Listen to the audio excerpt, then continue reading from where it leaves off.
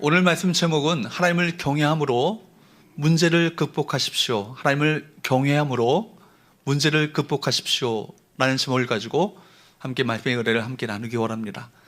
사실 모든 문제의 근원은 뭐예요? 우리가 하나님을 경외하면서 떠났기 때문에 문제가 발생합니다. 이 나라가 어려움을 겪는 것도 우리 백성들이 하나님을 경외하면서 떠났기 때문에 발생합니다. 교회에 일어나는 모든 문제들도 사실은 우리가 하나님을 경외하면서 우리가 떠났기 때문에 문제가 발생하게 되는 거예요. 그렇기 때문에 문제가 일어나는 현상을 바라보기보다 문제의 원인이 무엇인가를 우리가 바라볼 수 있는 영안이 열려야 되는 것이죠. 우리가 겸비하여 하나님께 돌이키고 회개하고 주 앞에 돌아서면 이 나라 회복시켜 주실 줄로 믿습니다. 우리 공동체도 마찬가지예요. 제가 아는 교회는요, 성전 건축을 멋지게 했습니다. 아주 멋지게 건축 디자인 이렇게 했고, 멋지게 성전 건축 아주 100몇십억을 들여서 건축을 했습니다. 멋지게 예배당에 멋지게 예배 드렸는데, 건축하는 과정 가운데 다툼이 일어나는 거예요. 건축하는 과정 가운데 교인들 간에 갈등이 일어나게 됐습니다. 그래서 건축하자마자 그 교회가 분쟁이 쌓이게 되었고, 그 교회가 어떻게 됐을까요? 경매로 넘어갔습니다. 그리고 공중분해됐습니다. 여러분, 예배 잘 드리자고 건축한 거 아니에요? 그죠? 교회를 교회답게 만들자고 건축한 거 아닙니까? 우리가 질문을 던져야 합니다. 예루살렘 성벽을 왜 재건해야 하는가? 하나님의 도성을 회복하여 그 안에서 하나님을 경외하는 공동체를 만들기 위해서 성벽을 재건하고 성벽을 세우는데, 예루살렘 성벽을 기껏 다 지었는데 그 성벽 안에 살아야 하는 사람들이 하나님을 예배하는, 정말 하나님을 온전하게 경외하는 신앙 공동체의 모습을 갖추지 못한다면 성벽 재건 아무런 소용이 없는 것이죠. 교회를 멋지게 짓고 건축하는 이유를 알아야 합니다. 그 안에서 예배하는 예배자들이 하나님을 경외하는 삶에서 멀어져 있다면, 하나님을 모르는 사람들과 별반 차이가 없다면, 다를 바 없다면, 그래서 그들의 예배가 하나님께 받아들여지지 않고 상달리지 않는다면 아무런 소용없는 건 아니겠어요? 사실 성벽을 재건하는 것보다 더 중요한 것은 무엇입니까? 내적인 성전을 재건하는 것입니다. 하나님께서 기뻐하시는, 하나님의 경외하는 내적인 공동체를 만드는 것이 더 중요하고 더 필요한 것입니다. 사실 교회는 건물이 아니잖아요. 공동체가 교회요, 여러분 한 사람 한 사람이 하나님의 교회인 것입니다. 그러므로 내가 교회로 살아가는 것, 하나님 기뻐하시는 성전으로 살아가는 것, 이것이 더 중요한 거예요. 오늘 본문의 말씀은 예루살렘 성벽 안에 살아야 할 하나님의 백성들이 하나님의 백성답게, 하나님을 경외하는 하나님의 백성답게 살지 못함으로 말미암아 그 문제의 원인이 발생하게 된 거예요. 그리고 그 문제의 원인이 무엇인지를 느헤미야는 직시했고, 하나님을 경외하는 삶으로 이끌었고, 그로 말미암아 하나님께서 기뻐하시는 공동체의 모습을 회복하는 과정을 우리 본문의 말씀은 그려주고 있습니다. 사랑하는 여러분, 하나님께서 기뻐하시는 성전 만들 수 있기를 축복합니다. 하나님 기뻐하시는 공동체를 만들어가는 것, 이것이 참 중요한 거예요. 그것은 바로 하나님을 경외함으로 돌아가는 것입니다. 먼저 살펴볼 하나님의 말씀은요, 따라할까요? 내부의 고통을 직시하라. 이것이 리더의 모습이, 이런 모습이 되어야 되지 않겠습니까? 우리 백성들의 고통을 직시하고, 또 이렇게 모든 내가 이끌고 있는 내 주변의 사람들의 어떤 고통을 직시하고 그들에게 해결 방향을 제시할 수 할 줄 아는 리더가 참된 영적 리더인 것이죠. 1절 말씀을 한번 보도록 할까요? 시작. 그때의 백성들이 그네의 아내와 함께 크게 부르시어 그들의 형제인 유다 사람들을 원망하는데, 그때의 백성들이 그들의 아내와 함께 크게 부르시죠라고 되어 있습니다. 여러분, 남편과 아내가 함께 부르짖을 정도로 그 상황이 위중하다는 거예요. 백성들의 원성이 자자했습니다. 그들의 형제인 유다 사람들을 원망하는데, 그렇게 되어 있습니다. 가난한 백성들을 백성으로, 또 그리고 조금 부유한 사람들을 유다 형제들로 그렇게 지칭하고 있습니다. 결국 가난한 사람들과 가진 자들, 또 여러분 가난한 사람들과 부자들 간에 여러분 갈등이 증폭됨으로 말미암아 사람들의 원성이 자자하고 부르짖는 소리가 커졌다는 얘기입니다. 이 당시 어려움의 원인은 무엇입니까? 세 가지가 있겠죠. 첫 번째는 계속대로 위대해지는 하나님의 백성들이에요. 여러분, 귀한 백성들의 숫자가 점점 늘어나다 보니까 인프라는 정해져 있고 한정되어 있고 사회적 인프라가 부족하고 삶의 터전은 한정되어 있는 가운데 그 가운데 사람들은 늘어나게 됩니다. 그러니까 결국 사람들이 늘어날수록 상대적으로 오히려 빈곤이 커지게 되는 거예요. 두 번째는 뭘까요? 계속되는 흉년이 설상가상으로 흉년이 계속되는 거예요. 그로 말미암아 그들의 삶을 궁핍하게 만들었습니다. 세 번째는 그뿐만이 아니죠. 그 당시 유다 나라는요 페르시아의 속국이었습니다. 그러니까 페르시아 제국의 속국이었기 때문에 페르시아 정부는요 속국의 이 사람들에게 과도한 세금을 징수하는 거예요. 그래서 이런 압력을 견딜 수 없었던 이스라엘 백성들 마침내 어떤 어려운 가운데 전락하게 됩니까? 2절부터 4절 말씀을 보도록 할까요? 시작. 어떤 사람은 말하기를 우리와 우리 자녀가 많으니 양식을 얻어 먹고 살아야 하겠다 하고, 어떤 사람은 말하기를 우리가 밭과 포도원과 집이라도 저당 잡히고 이 흉년에 곡식을 얻자 하고, 어떤 사람은 말하기를 우리는 밭과 포도원으로 돈을 빚내어 왕에게 세금을 바쳤도다. 자녀가 많아가지고 양식 부족해지지 않겠습니까? 또 먹고 살 길이 막막하니까 어떻게 되는 거예요? 얻어먹고 살 수밖에 없는 거예요. 그러니까 이거 저당 잡혀가지고 밭과 집과 논을 다 저당 잡혀가지고 빚을 내가지고 그래서 여러분 그래서 먹고 사는 거예요. 그런 지경까지 이르게 됩니다. 그런데 그런 흉년에도 불구하고 기근이 들었음에도 불구하고 여러분 어려운 사정이 들었음에도 불구하고 페르시아 정부는요 세금을 감면해 주지 않는 거예요. 철저하게 세금을 다 수탈합니다. 그러니까 세금 내야 하는데 세금 낼 돈이 없어가지고 어떤 사람은 밭과 포도를 저당 잡혀가지고 빚내가지고 세금을 바쳤다. 이 말이 되는 얘기겠습니까? 그러니까 당연히 원성이 그칠 날이 없겠죠. 어떻게 빚을 내서 세금을 내겠습니까? 그렇게 먹고 살 수 없는 세상이 되어버리고 말았다는 거예요. 뿐만 아니라 이제 성벽 공사라는 것도 이래서 여러분 먹고 살아야 할 사람들이 그 공사 현장에 다 투입되고 나면 자신들이 이래서 먹고 살 시간이 부족해지지 않겠습니까? 그래서 성벽 공사 자체도 커다란 부담으로 다가왔다는 것입니다. 5절 말씀을 계속 볼까요? 시작. 우리 육체도 우리 형제의 육체와 같고 우리 자녀도 그들의 자녀와 같거늘 이제 우리 자녀를 종으로 파는도다. 우리 딸 중에 벌써 종된 자가 있고 우리 밭과 포도원이 이미 남의 것이 되었으나 우리에게는 아무런 힘이 없도다 하더라. 여러분 자녀 기르는 사람들이 아무리 10명의 자녀가 있다 한들 10명의 자녀 가운데 귀하지 않는 자녀가 어디 있겠어요? 자녀 기르는 여러분들 부모의 입장에서 어디 귀하지 않은 자녀가 어디 있겠습니까? 돈이 없어서 자녀 먹일 수 없다면 그 부모의 마음이 어떻겠어요? 부모는 자기가 굶어도 자녀만큼은 먹이고 싶은 것이 부모의 마음 아닙니까? 그게 부모의 마음인데 오죽하면 자녀를 판단 말입니까? 아니 부모가 팔려야지 왜 자녀가 팔립니까? 그러나 부모가 팔리는 순간 자녀는 다 고아가 되거나 버림받은 존재가 되니까 남은 그 자녀 둘 셋이라도 남은 자녀를 그래도 먹이겠다는 마음을 가지고 자녀 한 명을 파는 거예요. 이런 얼마나 처절한 눈물 나는 얘기가 그 상황 가운데 벌어지고 있습니까? 지금 이스라엘 백성들은요 그저 먹고 살기 팍팍하다 그 정도가 아니에요. 곡식이 없어가지고 땅을 저당 잡혔고 여러분 거기에다가 흉년까지 그 땅 가운데 임하게 되었습니다. 거기다가 페르시아 왕국에 세금을 내야 되는데 인두세로 식구당 세금을 내려고 하니까 돈이 부족한 거예요. 그래서 빚을 내가지고 세금을 내게 됩니다. 그 세금을 내기 위해서 집을 저당 잡히게 되어지고 밭을 팔아야 되고 이런 상황 가운데 떨어지게 됐다는 얘기죠. 심지어는 어떻게 해요? 아들과 딸까지 팔아가지고 세금을 내야 하는 형편 가운데 이르게 됐다는 거예요. 얼마나 눈물 나는 상황이겠습니까? 기가 막힌 상황이죠. 여러분 그 백성들이 그런데 뿐만 아니라 빌려줄 때 높은 이자를 받고 빌려주는 거예요.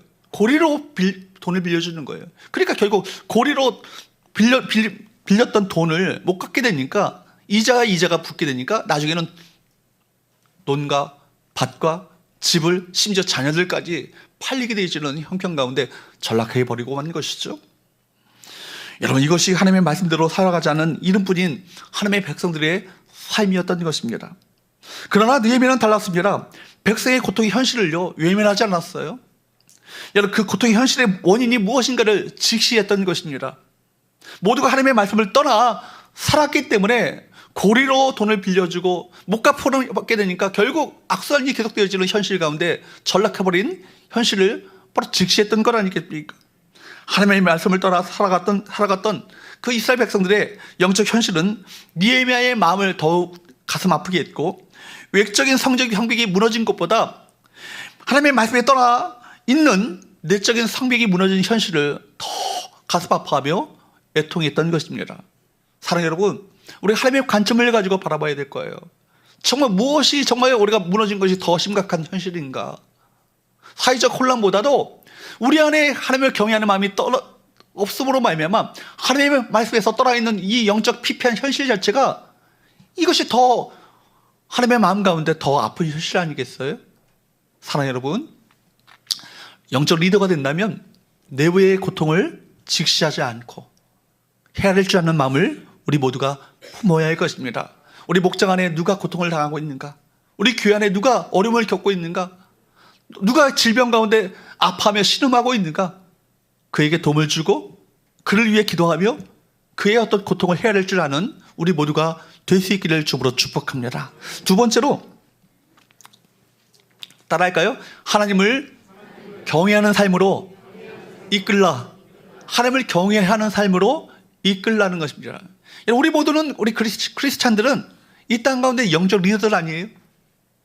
세상의 많은 사람들을 하나님의 말씀으로 진리로 생명으로 이끌어야 할 그 책임이 있는 영적 리더들입니다. 그렇다면 내 주변 사람들을 하나님을 경외하는 삶으로 이끄는 그 사람이 참된 영적 리더인 것입니다. 리더는요, 그렇기 때문에 문제의 현상만 보는 사람이 아니에요. 그 문제의 근본 원인이 무엇인지를 꿰뚫어 보는 사람, 그 사람이 진짜 리더죠. 그리고 하나님께서 기뻐하시는 방향으로 이끌어가는 사람, 그 사람이 참된 리더인 것입니다. 지금 이런 참상을 듣고 난 느헤미야가 보인 반응을 주목해 보십시오. 어떤 반응을 보입니까? 이런 일에 대해서 느헤미야가 어떤 반응을 보였을까요? 6절 7절 말씀을 보는데 6절 말씀을 특별히 한번 보십시오. 6절 말씀을 읽습니다. 시작. 내가 백성의 부르짖음과 이런 말을 듣고 크게 노하였으나.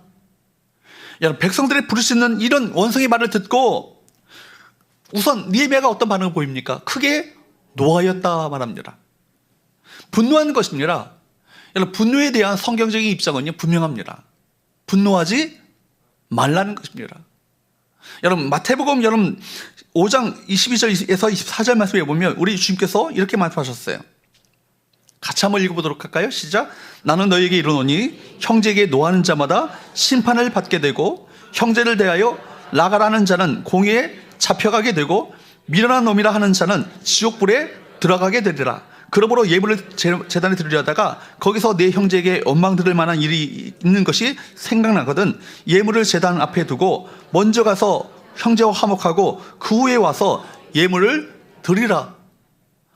예물을 드리고 예배 드리는데 형제와의 관계가 회복되지 않았어요. 그 예물 안 받겠다는 거예요. 그 예배 안 받겠다는 거예요. 그러니까 먼저 예배 드리기 전에, 예물 드리기 전에 형제와 관계를 회복하고 오라는 얘기 아니겠습니까? 근데 여러분 더 22절 말씀에 보면 나는 너에게 이르노니 형제에게 노하는 자마다 뭘 받는다고요? 심판을 받는데요.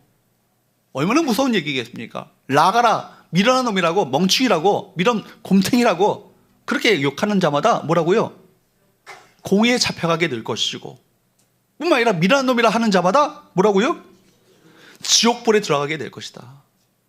얼마나 무서운 얘기겠습니까? 그렇게 주께서 말씀하신 말씀이에요. 형제에게 분노하지 말라고 그렇게 말씀하셨던 주님께서, 그런데 주님께서도 복음서에 보면 분노하실 때가 있었어요. 언제죠? 여러분, 성전이 예루살렘 성전이요 강도의 서울로 변하는 것을 보시면서 분노하셨습니다. 우리 주님께서 개인적인 감정으로 분노하셨습니까? 아니죠. 성전이 그렇게 타락한 걸 바라보시면서 분노하셨던 것입니다. 그래서 분노하지 말라는 것이 형제들에게 개인적인 일로, 사적인 일로, 개인 간의 관계 속에서 감정적인 일 가지고 분노하지 말고 그런 일을 어떻게 해야 되는 거예요? 하나님께 맡겨드리셔야 되는 거예요. 원수 갚는 것 하나님께 맡겨드리셔야 되고, 여러분 우리는 어떻게 하셔야 합니까? 베드로 말씀에 보면 축복하라고, 도리어 축복하라고, 그를 위해 기도하라고 말씀하신 것이 성경의 메시지예요. 그러니까 여러분 그런데 사회적인 공의를 회복하는 일에 있어서는요, 하나님 나라를 위해서는 우리가 당연히 회복되어야 될 그 정의와 공의에 대해서는 분노할 일에 대해서 분노하라 라고 말씀합니다. 그것이 필요하다는 건 아니겠습니까? 지금 높은 이자를 취하고 있다는데 높은 이자를 취함으로 말미암아 자녀가 팔려가는 현실 가운데 그럼에도 불구하고 그걸 안 하고 타지 않고 계속 높은 이자를 받고 서로 그런 악순환이 계속되어지는 현실 가운데 있습니다. 높은 이자의 이자는요, 동족들에게 못 받게 되어 있는 것이 레위기와 신명기의 규정이에요. 레위기 25장 말씀을 보도록 할까요? 레위기 25장 35절에서 37절까지 말씀을 한번 보십시오. 시작. 내 형제가 가난하게 되어 빈손으로 내 곁에 있거든 너는 그를 도와 거류민이나 동거인처럼 너와 함께 생활하게 하되 너는 그에게 이자를 받지 말고 내 하나님을 경외하여 내 형제로 너와 함께 생활하게 할 것인즉 너는 그에게 이자를 위하여 돈을 구워주지 말고 이익을 취하여 내 양식을 구워주지 말라. 이자 받고 돈을 빌려주지 말고 이자 받고 양식 구워주지 말라. 동족에게 어떻게 그렇게 할 수 있느냐. 그런데 지금 보니까요, 현실이 어떻습니까? 서로 형제라고 하는데 서로 동족이라고 얘기하는데 그 말씀대로 하지 않은 거예요. 하나님의 백성이라는 게 바로 이스라엘 공동체가 그렇게 하지 않았던 것입니다. 말씀을 어떻게 한 거예요? 무시한 것이죠. 지금 이 사람들 형편이요, 팍팍해가지고 쪼들려서 꾸는 정도가 아니잖아요. 오죽하면 토지와 집을 담보 잡고 아들, 딸을 노예로 팔면서까지 돈을 꾸겠습니까? 그냥 도와주어도 살기가 힘든 사람들인데 이 사람들에게 고리를 뜯어가면서 이익을 취하는 것이 마땅한 일이겠습니까? 지금 바벨론에서 포로 생활하면서 바벨론 사람들에게 착취받아서 돌아온 자들이잖아요. 말할 수 없는 고통을 받았던 이들 아닙니까? 그 사람들이 또다시 동족에게 또다시 그런 착취 행위를 하고 있다는 거예요. 죄성이라고 하는 것이요, 고난을 겪었다고 사라지는 것이 아니에요. 인간의 죄악의 뿌리가 얼마나 끈질깁니까? 같은 중살이 하면서 얼마나 서로 서러움을 겪었습니까? 돌아오면 서로 위하고 서로 사랑하고 서로 섬겨도 살기가 팍팍한데 그 사람들을 착취하는 삶을 살았다는 얘기죠. 참으로 어이없는 일이 그 공동체 가운데 벌어지고 있었던 것입니다. 우리가 하나님을 사랑한다면 하나님이 싫어하시는 일에 대해서 외면할 줄 알고 이거에 대해서 분노할 줄 알아야 되는 거예요. 바울이 아테네 그 시내를 돌아다니면서 우상이 가득한 걸 보면서 마음에 의분이 가득했다고 말합니다. 분노가 일어났다는 거예요. 왜요? 하나님의 관점을 가지고 바라보게 되니까 이것이 추악한 실상인지를 알게 됐다는 것 아니겠습니까? 우리에게 하나님의 눈이 필요해요. 하나님의 시선을 가지고 현실을 바라볼 수 있는 눈이 우리 가운데 필요합니다. 하나님이 분노하신 것에 대해서 같이 분노할 줄 알아야 되지 않겠습니까? 하나님의 우상 숭배 싫어하신 걸 알면 이거 분노하셔야 되는 거예요. 무속인들 분노하신 걸 알면 이거에 대해서 우리 분노할 줄 알아야 되는 거 아니겠습니까? 동성에 대해서 분노하시면 이거에 대해서 우리 분노할 줄 아는 것이 크리스찬의 마땅한 관점이 되어야 한다는 거예요. 하나님의 정의를 물같이 공평을 하수같이 흘러야 될 그 나라가 거짓과 불의가 가득한 현실이 되었다면 이것에 대해서 하나님의 의분을 품고 이것을 위해서 함께 기도할 줄 아는 우리 모두가 되어야 될 줄로 믿습니다. 8절 말씀을 한번 볼까요? 시작. 그들에게 이르기를 우리는 이방인의 손에 팔린 우리 형제 유다 사람들을 우리의 힘을 다하여 도로 찾았거늘 너희는 너희 형제를 팔고자 하느냐 더구나 우리의 손에 팔리게 하겠느냐 하며 그들이 잠잠하여 말이 없기로 우리는 어떻게든지 이방인 손에 팔려있는 이 형제들 되찾기 위해서 이렇게 노력하여서 그들을 찾아왔는데 바벨론 땅에 종으로 팔린 자들을 그 주인에게 최선을 다해서 우리가 지불해야 될 것을 지불하면서 그들을 도로 찾아왔는데 그렇게 종에서 풀려오는 사람들을 다시 어떻게 너희들이 종으로 삼을 수 있겠느냐 이런 얘기 아니겠어요? 지금 느헤미야가 책망하고 있는 대상들이 누굽니까? 귀족들이고요, 민장들이고요, 가진 자들이고 유력자들이고 힘 있는 자들이고 이스라엘 백성들의 리더급 정말 리더십 계층들입니다. 지도층 인사들이죠. 사실 그들과의 관계가 틀어지면요 아무것도 못하는 거예요. 지방의 부호들과 더불어서 일을 협력하여서 같이 해야 될 이들인데 그들과 관계가 틀어지면 어떤 일이든 가능하겠습니까? 지금까지 성벽 재건 공사하는데 나름대로 물질도 내고요, 재물도 내고 노동력 제공했던 굉장히 중요한 사람들입니다. 느헤미야 입장에서 보면요 참으로 고마운 이들이고 마음에 비친 자들이에요. 지금까지 성벽 재건을 놓고 좋은 관계를 이어왔던 사람들한테 영적으로 하나님의 말씀으로 호되게 혼내는 것이 가능한 일이겠어요? 쉬운 일이겠어요? 여러분 보십시오. 절대 쉽지 않습니다. 결코 쉬운 일이 아니지만 말씀대로 살라고 책망하는 것이 결국 그들 자신을 위한 일이고 공동체를 위한 일이며 결국 이것이 하나님께 영광을 돌리는 일이기 때문에 느헤미야는 담대하게 단호하게 그들을 책망하며 그들에게 하나님의 말씀으로 돌이킬 것을 그들에게 말하였던 것이죠. 9절 말씀을 한번 볼까요? 시작. 내가 또 이르기를 너희 소행이 좋지 못하도다. 우리의 대적 이방 사람의 비방을 생각하고 우리 하나님을 경외하는 가운데 행할 것이 아니냐. 우리 하나님을 경외하는 가운데 행할 것이 아니냐. 너희의 모든 행실이 하나님을 경외하는 마음 가운데 행해야 될 것이 아니냐. 이런 얘기죠. 여러분 하나님을 경외하는 것이 무엇입니까? 우리가 어떻게 해야 하나님을 경외하는 삶을 사느냐는 얘기죠. 그것이 좋지 않은 행실에서 소행에서 벗어나는 것입니다. 하나님께서 기뻐하시는 것을 기쁘게 그것을 감당하기를 기뻐할 것이고 하나님께서 분노하시고 싫어하시는 것 단호하게 단절하며 끊어내는 것 이것이 하나님을 경외하는 사람들의 삶의 자세 아니겠어요? 그리고 우리가 좋지 못한 소행이 결국은 믿지 않는 이방 사람들의 비방을 불러일으킨다는 사실을 똑똑히 기억해야 할 것입니다. 하나님을 향한 경외심을 잃으면요 말씀대로 살지 않습니다. 자기 소견에 오른 대로 행합니다. 결국 그렇게 되면 결과적으로 하나님을 모르는 사람들한테 결과적으로 여러분 하나님을 가리는 일이 되고 말지 않겠습니까? 한국교회가 왜 이방 사람들로부터 비아냥과 조소와 비방과 비웃음을 당합니까? 하나님의 말씀을 몰라서 그렇습니까? 그렇지 않죠. 말씀 너무 잘 알죠. 잘 안데도 불구하고 말씀대로 안 사는 거예요. 그죠? 말씀대로 살지 않으니까 이방 민족들로부터 이방 사람들로부터 세상 사람들로부터 교회가 더 거룩해져야 되고 다른 공동체의 삶을 살아야에도 불구하고 그렇게 살지 못함으로 말미암아 실망감을 주어서 교회가 비방을 당하고 비웃음을 당하는 것 아니겠습니까?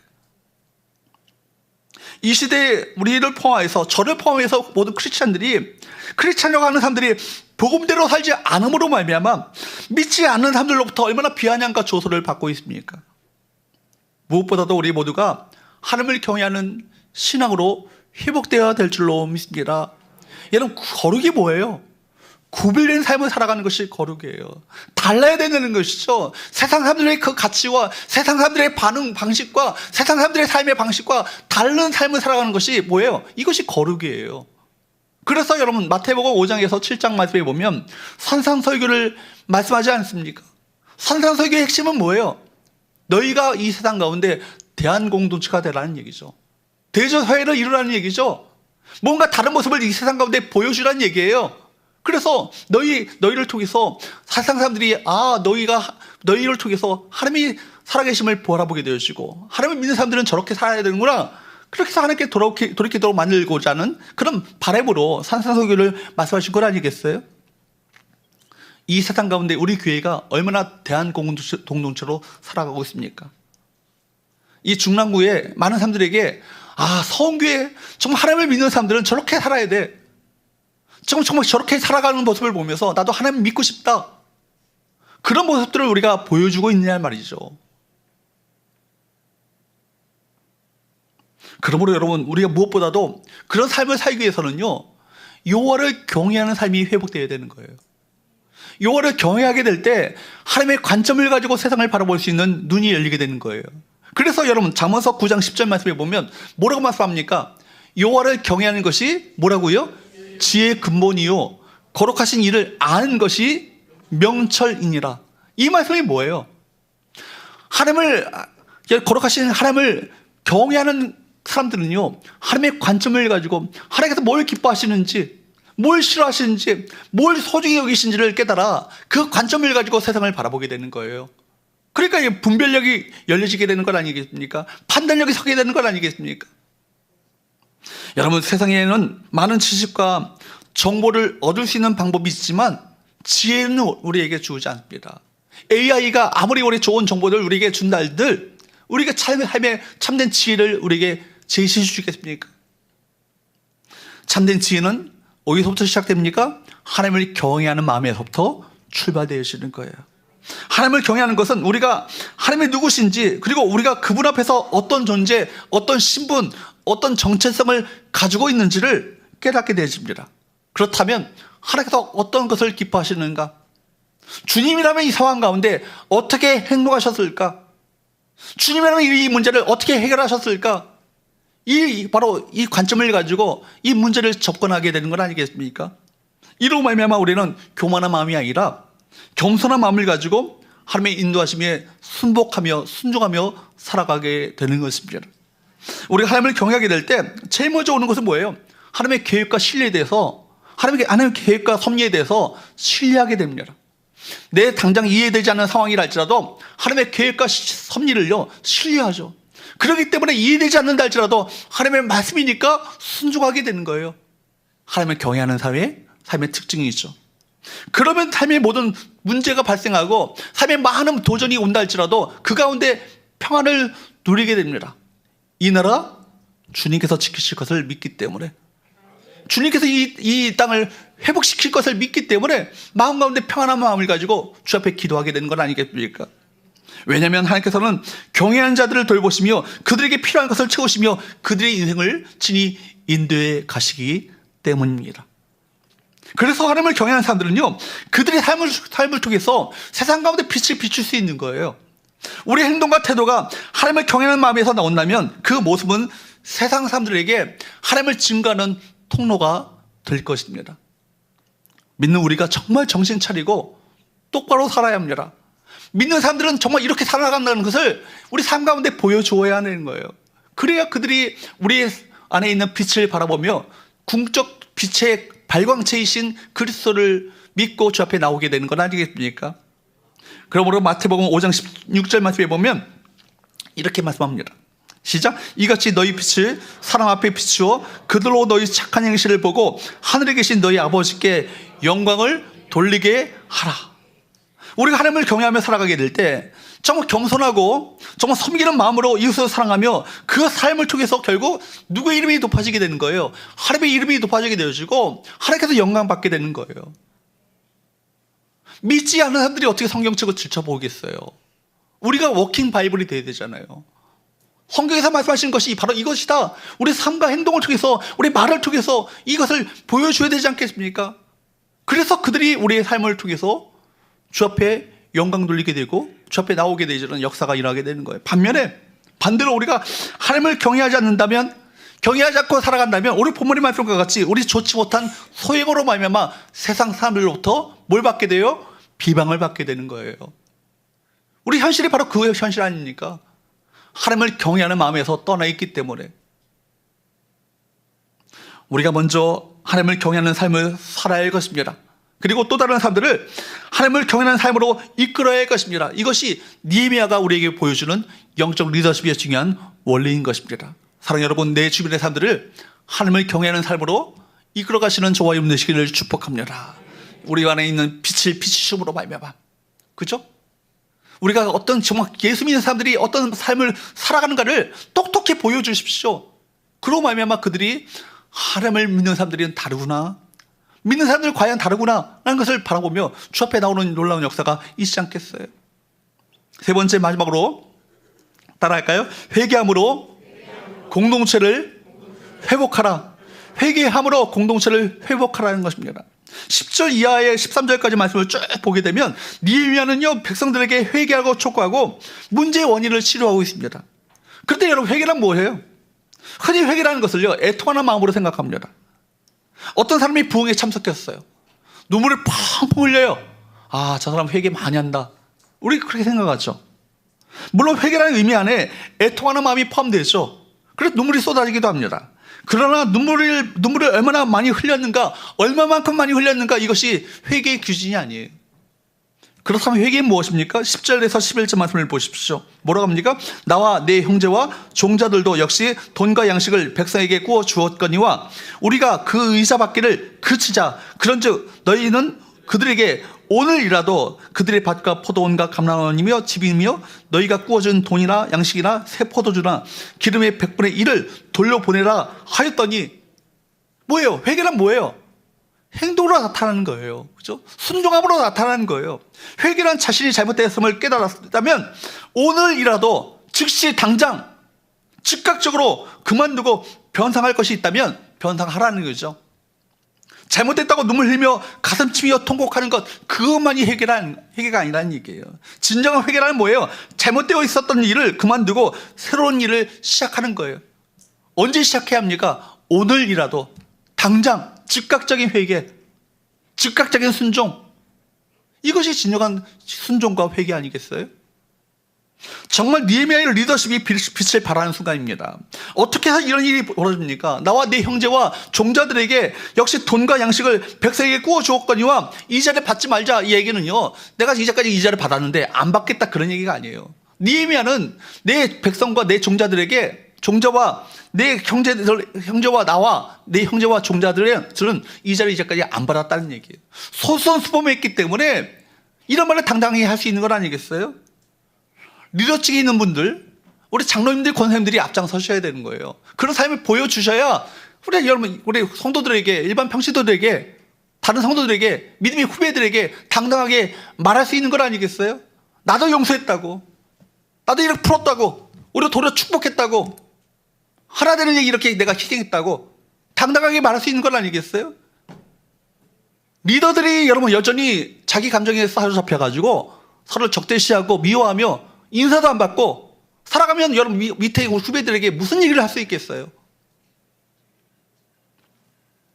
먼저 앞장서서 솔선수범해야, 겸손하게 내가 겸손의 모습을 보여주어야, 섬김의 모습을 보여주어야, 내가 물성을 들고 발성을 들고 먼저 섬김의 모습을 보여주어야 여러분 섬김의 삶을 사십시오. 이것이 가능한 건 아니겠어요? 남자 성도님들이 요즘에 그 설거지가 동참치 않는다는 소식에 솔솔 들으려고 있습니다. 제가 처음 시작할 때 제가 먼저 주방에 내려가서 설거지 시작했어요. 그죠? 저도 이제 다시 시작해야 될 때가 온 것 같아요. 앞장 서야 되잖아요. 그죠? 앞장 섬기는 일에 앞장 서셔야 우리 성도들이 함께 섬김에 함께 동참하고 희생에 동참하게 되는 건 아니겠어요? 말씀대로 나와 내 종자들도 이자를 받지 않을 것이니 너희도 이자를 그만 받아라. 그리고 그 어려운 사람들에게 돌려줄 것이 있다면 돌려주어라. 이게 진짜 회개죠. 근데 여러분 보세요. 이 백성들의 반응을 한번 보세요. 12절 말씀을 보세요. 시작. 그들이 말하기를 우리가 당신의 말씀대로 행하여 돌려보내고 그들에게서 아무것도 요구하지 아니하리다 하기로 내가 제사장들을 불러 그들에게 그 말대로 행하겠다 맹세하게 하고. 백성들이 어떻게 하고 있어요? 지금 회개하고 있어요.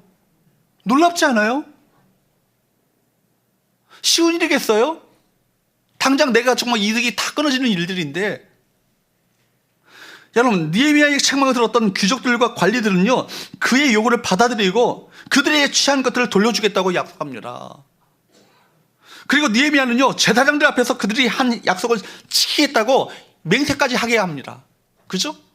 13절 말씀을 더 놀라운 일이 벌어져요. 13절 말씀을 한번 보세요. 시작. 내가 옷자락을 털며 이르기를 이 말대로 행하지 아니하는 자는 모두 하나님이 또한 이와 같이 그 집과 산업에서 털어버리실지니 그는 곧 이렇게 털려서 빈손이 될지로다 하며 회중이 다 아멘하고 여호와를 찬송하고 백성들이 그 말한 대로 행하였느니라. 무슨 얘기예요? 지금 느헤미야가요 옷을 벗는 거예요. 죄송합니다. 이게 털고요. 뭐라고 하는 거예요? 이 말대로 순종하지 않는 자는 여호와 하나님께서 그렇게 완전히 털어버려가지고 빈 털터리가 되도록 하실지로다. 저주를 받을지로다. 이렇게 말한 거예요. 여러분 이런 말을 하면요 아마 제가 강단에서 이런 말을 하면요 아마 월요일날 전화가 주일날 저녁부터 전화가 들다시다시 올 거예요.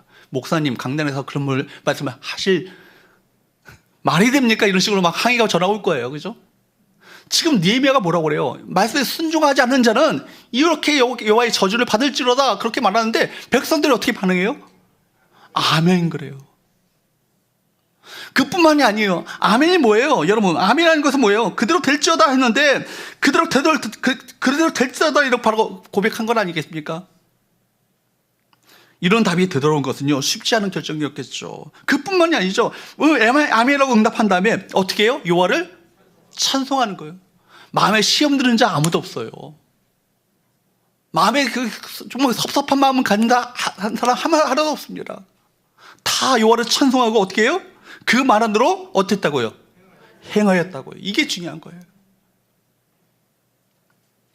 단순히 입으로만 아멘, 여러분 제가 말씀을 전할 때 여러분들 아멘은 잘할 수 있어요.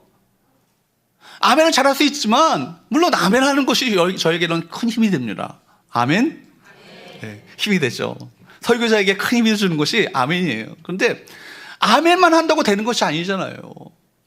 여호와를 찬송하고 그대로 행하였다고요. 그래서 단순히 입으로만 동의하는 것이 아니라 실제로 그들의 삶에서 변화를 실천했다는 거예요. 그들의 느헤미야의 지적을 따라서 자신의 삶을 돌아보고 그에 따라서 고리대금을 중지하고 착취행위를 멈추며 공동체를 회복하는데 앞장섰다는 얘기 아니겠습니까? 누가요? 리더십 계층들이요. 그래서 여러분, 하나님의 백성들의 회의는요, 아무리 힘들고 어려운 상황이라 할지라도 아멘으로 끝나고 찬송으로 끝나야 합니다. 그렇죠? 서로 이 문제를 그렇고 서로 격론이 벌어져도 아멘으로 끝나고 찬송으로 끝나는 거예요. 하나님께 영광 돌리는 것으로 끝나는 것이 여러분 우리 모습이 되어야 한다는 거예요. 승자가 패자를 가르는 것이 목적이 아니죠. 내가 이겼다, 그게 아니에요. 가나안 백성을 위해서 부당한 이익을 취할 것을 포기했다고 해서 부자들이 패자가 되는 것도 아니고요, 백성들이나 느헤미야가 승자가 된 것도 아니에요. 다 함께 승자가 된 건 아니겠습니까? 하나 되어지고 함께 하나님을 찬송하게 되어지고 하나님께 영광을 누리게 되었으니까 이것이 결과적으로 다 모두가 승자가 된 건 아니겠습니까? 그리고 누구의 이름이 영광 받으셨어요? 하나님의 이름이 영광 받으셨습니다. 어쨌든 결론을 통해서 누구의 이름이 영광 받으셔야 되는 거예요? 하나님의 이름이 영광 받으셔야 되는 거예요. 사랑하는 여러분, 우리 역시 신앙생활에서 하나님의 말씀을 들을 때 듣고 깨닫는 것으로 그치는 것이 아니라 순종하고 실천하는 삶으로 나가야 돼요. 여기까지 되어야 진정한 회개가 되는 거예요. 여기까지 되어야 진정한 순종의 삶을 사는 거예요. 여기까지 되어야 진짜 그 사람이 하나님을 경외하는 사람이에요. 우리의 삶에서 잘못된 습관과 태도를 고치고 하나님의 말씀을 따라 변화되기를 결단하는 것, 이것이 진정한 참된 크리스찬의 삶 아니겠어요? 이것이 하나님을 경외하는 자의 삶의 모습인 것입니다. 또 오늘 말씀을 통해서 보면 은혜 받았다는 것은요, 먼저 재물로부터 우리가 그 탐욕에서 벗어나는 것임을 깨닫게 됩니다. 돈만큼 우리 삶에서 신앙적인 결단을 요구하는 것이 없어요. 그래서 존 웨슬리는 말하기를 우리 지갑이 회개하기까지 그 사람의 회심은 믿을 수 없다는 얘기예요. 지갑이 회심하지 않는데 그 사람이 회심했다는 것을 어떻게 믿을 수 있게 되는 거죠? 여전히 돈의 탐욕에 벗어나지 않는 사람, 물질의 주인이 누구인가를, 그죠? 온전히 인정하지 못하는 사람, 어떻게 그 사람의 진정한 회심을 믿을 수 있냐, 이런 강한 얘기를 했습니다. 단순히 알고 이해해서 입으로 가슴으로만 회개하는 것이 아니라 행함으로 옮겨지는 그것이 이어질 때 그것이 참된 순종이 되어진다는 얘기죠. 사랑하는 여러분, 우리가 세상을 향해서 비난하기에 앞서서 세상을 바꾸려는 노력이 행하기에 앞서서 먼저 우리부터 하나님을 경외하는 삶으로 돌이켜야 할 줄로 믿습니다. 먼저 이런 나라의 혼란과 무질서를 바라보면서 내가 하나님을 경외하면서 떠나 있습니다. 하나님, 내 탓입니다. 제가 나라와 민족을 위해서 기도하지 못했습니다. 나라의 통치자를 위해서 하나님을 경외하는 삶이 되지 못함으로 말미암아 바로 그것을 기도하지 못했음을 하나님이 회개합니다. 이렇게 돌이키는 우리 모습이 우리 가운데 있어야 될 줄로 믿습니다. 여러분, 교회가 달라야 되는 거예요. 세상과 달라야 되는 거예요. 거짓과 술수가 난무하는 이 세상 가운데 교회가 이 세상 가운데 어떤 모습을 보여줘야 하는가? 하나님을 경외하는 모습을 보여주어야 합니다. 이 세상의 영적 권위를 회복하는 것, 이것이 참으로 중요한 것 아니겠어요? 얼마나 유럽의 많은 교회들이 시대의 정신을 따라가다가 결국 경건의 모양은 있지만 경건의 능력을 상실한 교회가 되어버리고 말았습니까? 유럽의 많은 교회들 동성애를 지지하는 교회가 됐잖아요. 그죠? 하나님을 그토록 싫어하시고 경멸하시는 그 창조 질서를 거스르는 그 동성애를 지지하는 교회, 그런 교회에 무슨 교회 성도들이 나갈 이유를 찾겠어요? 여러분, 더 이상 교회는 능력을 갖지 못하는 교회가 되어버리고 만 것입니다. 또 많은 교회가, 여러분, 오늘날 한국 교회가 많은 성도들이 떠나가는 이유가 뭐예요? 교회 안에 막 싸움질이 벌어지는 거예요. 다투고, 제가 서두에 말씀드렸던 것처럼 성전 건축을 기껏 했는데 성전 건축 과정 속에서 어떻게 하는 것이 옳으냐, 이걸 경로 벌어지다가 결국 싸움이 벌어지고 교회가 결국 싸움을 일으키게 되니까 교회가 많이 성도들이 떠나게 되어지고 교회가 공중무대가 된 건 아니겠습니까? 한국교회가 회개해야 합니다. 아니, 저부터 회개해야 되고 우리 모두가 회개해야 합니다.